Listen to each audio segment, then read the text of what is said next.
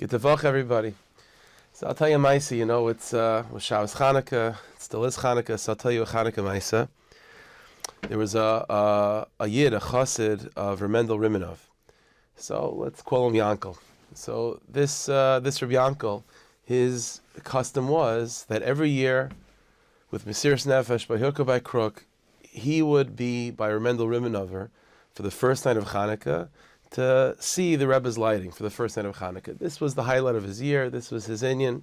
He'd always go to the Rebbe to Mendel Rimanover for the first night of Chanukah. Okay. So one particular year, he's planning the trip. That's always what it goes. You know, it's not easy on him and the family. He didn't live, across the street. It was a nice trek, but this is something that he always looked forward to, and his family respected. That's what he did. So one particular year, as he's preparing to make the trip, so I don't know how much in advance he heard about this, but at least the day of Erev Chanukah, a very, very, very bad storm rolls into his shtetl and the surrounding areas, and it begins to snow. But not slight flurries. We're talking about heavy, heavy-duty snow, a very serious storm. And so his wife turns to him, he says, Yankel, listen, I know every year you go to Mendel Rimanover, but this year it's impossible. It's impossible. The roads are all iced over. It's all frozen over. You can't see it. It's mamish dangerous. It's dangerous to go. You can't go this year. So Yankel says, I can't imagine myself not being by the Rebbe the first night of Chanukah. I have to. That's why he says, Yankel, it's bekuch nefesh. It's dangerous. It's pashut. You're putting your life in danger. You can't do this. And he says to his wife, listen, it's bekuch nefesh for me not to go in Ruchnis. I have to go. So they're arguing with him, trying to convince him. He's not being convinced he's going. Okay? So he bundles up, hat, scarf, the whole deal, and he starts trekking out. And only a little bit of time he's traveling. It's snowing, it's freezing, and so on. But at some point in time, he realizes that his wife was right, and it's becoming impossible to travel. So much so that it becomes like a whiteout, and he can't even see his way around. He begins to get lost. He can't see 5 feet ahead of him, and he begins to feel sort of the beginning of hypothermia, and he begins to panic a little bit. It's not much dangerous, and he's regretting maybe it was the wrong thing to do. So he does what any kid can do at that moment. He turns his head to heaven, his eyes to heaven. He says, Rebbeinu Shalom, I need a Yeshua. I need a miracle. You know that I'm doing this not for my sake. It's easier just to stay home, and it's harder on my family. Why am I doing this? Because I feel for the tikkun of my neshama. I need to be miskasher. I need to have a connection to the Tzadik. So that's why I'm doing this. Rebbeinu Shalom, maybe it was a mistake, but I need help. I need help. Please help me. And so all of a sudden, he notices after his davening, the corner of his eye, he notices there's a cave. He never noticed it before. All of a sudden, there's a cave, some shelter. So he runs to the cave to get out of the snow, to get out of the winds. And he goes in the cave.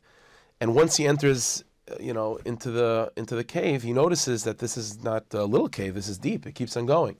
And so he goes further in a little bit to get away from the winds and the cold.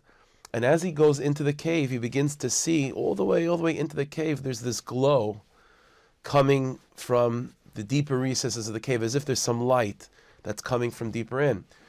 So maybe it's a sign of life, maybe there's someone there. So he continues on into the cave, and he's following this light, until eventually he gets to this sort of inner chamber in the cave where the light is coming from, and he comes into this place, and he sees the most strangest thing in his entire life.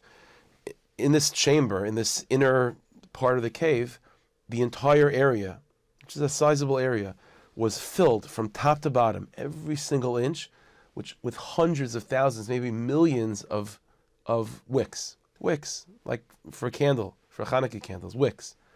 He says, it's the strangest thing in the world, in the middle of nowhere. And then he notices to the side, there's a desk with an old yid, with a hadras panim, and this yid is sitting by a desk with a big mound of wool, of cotton, and he's making wicks. And he makes a wick, he puts it to the side, and millions of wicks. So he looks like in shock, what in the world is going on over here? So he looks at this yid, and this Tzadik-looking yid looks at him, and says, who are you? What are you doing here? And he's like, okay, my name is Yankel so-and-so, and I was traveling to Mendel Rimanover for the first night of Hadluk, and I got lost, and I saw this cave, and I saw the light, and I followed, and that's why I'm here. And he says, and who are you? What is this place? And so this is the Maisa. The Yid says to him, I am Matisyo Kohen Gadol. My name is Matisyo from Chanukah. And he said, all these wicks that you see, every single one of these wicks is another neshama of a Yid. And I'm preparing all these wicks to be lit up, to be ignited with the coming of Mashiach. And he said to this Yid, he said, Yankel, you're going to Remendel Rimenover. So I want to give you a message to tell the Tzadik. You tell Remendel, when you get to see him, tell him in my name that it's time to start lighting up neshamas. And he should know, as soon as he lights up one neshama, the rest will catch fire too. And it's just then it's just a matter of time. But you got to start, just light that one neshama. Just light that one neshama really, really stark, and the rest will go up in flame.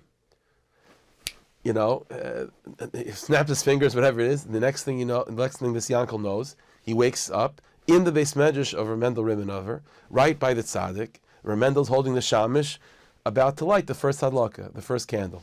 And as out of nowhere, and Remendel looks at him, he says, "Oh, Yankel, do you have a message for me?" So he gathers himself and he says, "Yeah, the message that I'm here to tell the Rebbe from Matisyo Kohen Gadol is that the Rebbe has to light up one neshama. You light up one neshama, and all the neshamas will take a flame as well, and we'll be done." And so the Rebbe says, "Oh, Gevaldik, thank you for relaying the message. Let's get started." And with that, he lights the Chanukah candles. It's a crazy story. Don't ask me what it means. I have no idea, or how it happened. But something to take away from it. We light the Chanukah candles. Motzei Shabbos. We're not just lighting we're not just lighting a match and then igniting a Chanukah candle. The davening, the bakasha, the hope is that we're igniting ourselves, igniting the shamas. That's the ikar thing. Kiner Hashem nishmas adam. A human being is compared to a candle. And that's what the Chanukah candle is.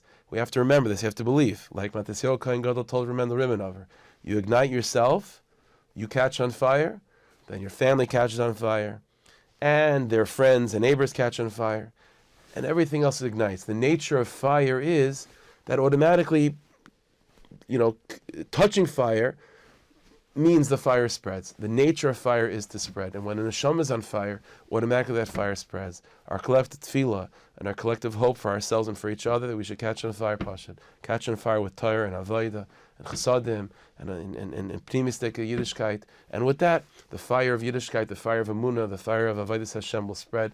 Mamish like a wildfire, and a holy wildfire, to bring everything back to Rebbeinu Shalom. To experience that, and should have a good vach, a mazedik vach, a simchatik vach, b'vias kol Tzadik meher v'meinu. Amen.